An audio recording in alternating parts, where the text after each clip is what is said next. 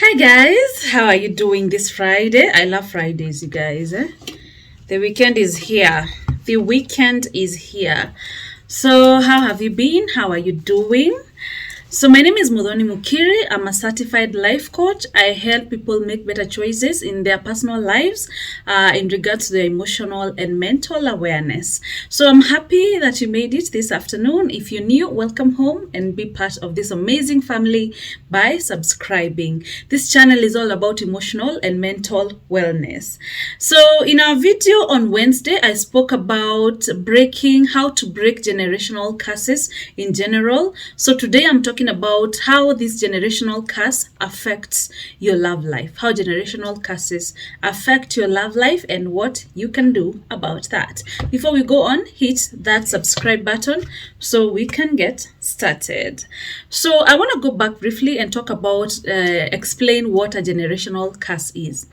So a generational curse, these are habits and beliefs that have been brought over generation through generation up to where we are. And generational curses are very limiting and in most cases negative. That's why they are a curse. They are bounding. They want to tie you. They want to step on you. Those are what we're talking about, generational curses. They are usually passed on from generation to generation. Also what your ancestors did or what the generation before you did, some of those things you find that are passed over to you, and you find yourself saying, in our generation, this is what we do in our family. Sisi tunakwanga hivi, sisi tunafanyanga hivi. Some of those things can be very limiting. They can really hold you back, especially in your love life. And the reason they affect a lot of our love life is because the way you were brought up is the people who brought you up, the beliefs you grew up with, those are what taught you what a relationship is like, what love looks like. That's why we're talking about how generational curses affect your love life. So I was brought up in a family that had a lot of tough love. My father is very strict, even up to date, you guys. And so he was really tough on us growing up. And he was really tough. And as I grew up, that is what I understood a relationship is supposed to be like. He was tough to everybody. He's tough to everyone, even right now. He's an amazing guy. He's a hard worker. He's an amazing peep, by the way. And he has weird jokes, but he's very strict. So as a young girl growing up like that, that was my example of tough love. And over the years, I found myself going into traps of toxic relationships, hanging out with toxic guys, thinking it's tough love. You know how kuna ile mentality tunaambiangwa mwanaume hawezi kuweka kwa nyumba kama anakuchukia. Oh God. Yeah, kind of like that. You know, somebody is making you cry over and over, but you're telling yourself, this is love. Like he loves me. Love, somebody will not love you and hurt you at the same time. It took me a lot of time to realize that. I really wanted to talk about this because I felt like some of the beliefs I knew growing up shaped a lot of my relationships. Some of those habits that families harbor and carry along really affect most of our love life. And that is what I want to talk about today. Another example that I touched on briefly on our Wednesday session was about divorce. Whereby you find that the generation before you, your mothers, your sisters, or whoever, all went through divorce, and then you get the belief that nyinyi hii familia yetu si ile ya kuolewa, sisi hatuwezi eka bwana, sisi wote tuko divorce, sisi wote tuna divorcing, hata hakuna just nini, and you believe that and you carry that with you and you show up in your relationships with that attitude. They will not last. They will not last. And that is why this topic is really important. Another thing that is actually so common right now is single mothers. And especially it's sad when I hear a mother telling her daughter, even if you are not getting married, just have a baby. You don't have to get married. Just have a child and bring your child up. I feel like that's very misleading. I feel like let somebody have a chance at love. They don't have to go through what you went through. You decide to become a single mother because you think that's what your generation does. And then you end up crying here. You end up looking for a father figure for your child. You end up bringing a child with daddy issues. You end up doing this and that. You end up being hurt. You end up crying. Some of the things that affect our love life, those generational curses. Also, I've spoken about divorce, and somebody might say, so mtu akidivorce inamaanisha generational curse. No, inamaanisha generational curse when you divorce and say sisi kwetu tunakuanga hivi, sisi hata tuelewangu, mimi nitakaa tu hivi. But when sometimes we make mistakes, sometimes people change along the way, sometimes who you thought this person is probably who they are not, and then you end up parting ways. That is totally normal. But if it comes to you believing you will never be in a relationship because the generations before you were not in happy relationships, that is now what is tying you down, and that is what we are trying to overcome. So how do you overcome some of these generational curses, and especially if they are affecting your love life? My God, I've spoiled my pen. Oh God. Okay, I'll take care of it afterwards. Yeah. Another thing that we pass along is emotional abuse, ghosting, treating one another badly, not knowing how to show love. Do you know, for most of us, even for myself, I did not know how to love. I did not know how to show affection. I did not know how to reciprocate affection, because unajipata hiyo kitu, your ancestors were like that. Your parents have never told you they love you. They just tell you tulikulipia shule juu tunakupenda. It's nothing extra. And sometimes you grow up like that. You don't know how to show love. You don't know how to behave when love comes. So some of those things is what I want to talk about today in this episode. Things like relationship with money. Money affects a lot. Affect relationships a lot and affect marriages a lot. And for example, like for me, we were not poor, by the way, but we were also not rich. We were somewhere there in the middle, in the middle. And I remember my dad at some point used to make a lot of money, but you find that he makes a lot of money today, and then tomorrow there is no money. The money has all been spent. And I grew up like that. It took me a long time to realize I am making a lot of money, but I don't have money. Yeah, because I'm spending it anyhow. I don't know how to budget, how to save, how to do that. I'm just spending money because it's here. So also, the generations before you might have shown, you might have learned some negative traits when it comes to spending money from generations before you.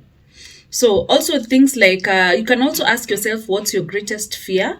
It might also be shaped by the generations that were there before you, what they feared a lot. Probably your greatest fear is being dumped. Your greatest fear is bringing up a child without a home. Your greatest fear is getting married and then it falls in shambles. There's this lady she didn't get married. She did the traditional ceremony. You know how the wazes go to your home to say sisi ndio tuko na msichana blah blah.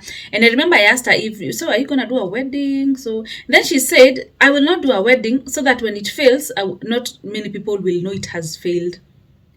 And then I automatically knew it was not going to work. I knew that relationship was going to fail because of the attitude. And then also the fact that she comes from a home of single mother. She was telling me, now na sasa nafanya harusi kwetu hakuna mtu anafanyanga hizo vitu.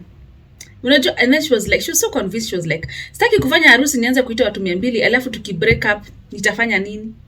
I just knew automatically it was going to fail.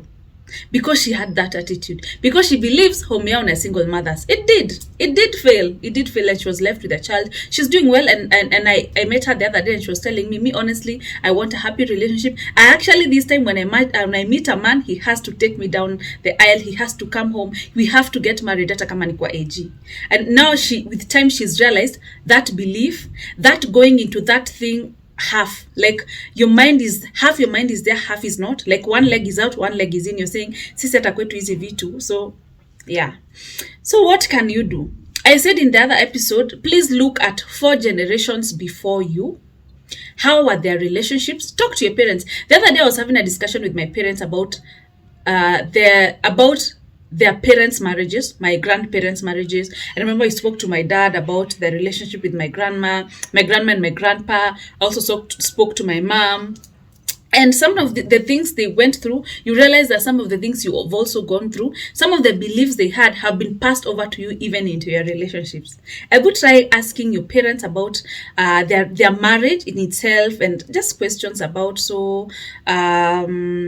just basic questions about how has your marriage life been, what are things you would change, and what is it you wish you knew then, what are some of the challenges you faced, what are things you felt you contributed to some of the challenges you faced in this marriage. Talk to them. Do your research for generations before you, and find their relationships and how they approach their love life, how their marriages end. Sometimes it's also not sticking together and going through hell together. There are those families you find that their marriages are intact, like they're still together, the father and the mother, or their wife and the husband, but it's so toxic. Watu huko usiku ni kukimbizana na panga, watu huko ni kutusiana, wengine wamerogana, wengine wamefanya nini.